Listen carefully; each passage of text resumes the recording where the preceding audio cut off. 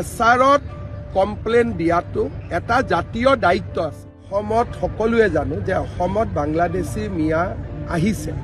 যদি এছাৰত এজনেও নটিচ নাপায় তাৰমানে মিনিংটো কি হ'ব যে অসমত কোনো বিদেশী নাগৰিক নাই। সেইকাৰণে বিজেপিৰ কৰ্মীসকলে যাক বিদেশী বুলি সন্দেহ কৰিছে তাৰ ওপৰত কমপ্লেইন দিছে। চৰকাৰ বা নিৰ্বাচনী আয়োগে বিবেচনা কৰিব। কিন্তু আজি যদি আমি এখনো কমপ্লেইন নিদিওঁ, কালি যদি কোনোবাই কয় অসমত বিদেশী আছে, তেতিয়াহ'লে তেওঁলোকে কি ক'ব? যদি বিদেশী আছিল এছাৰত কিয় এখনো কমপ্লেইন নগ'ল?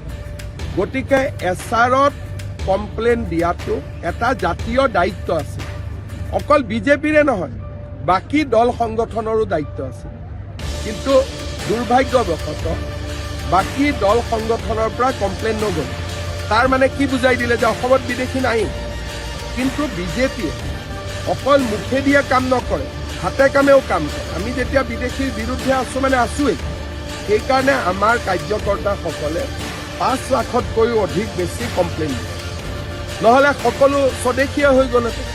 এটলিষ্ট আজি বিজেপিয়েতো চেষ্টা কৰিছে অসমখনত এটা অন্ততঃ অসমীয়া মানুহে এতিয়াও আত্মসমৰ্পণ কৰা নাই। সেই কথাটো আজি বিজেপিৰ কাৰ্যকৰ্তাসকলে প্ৰমাণ কৰিছে।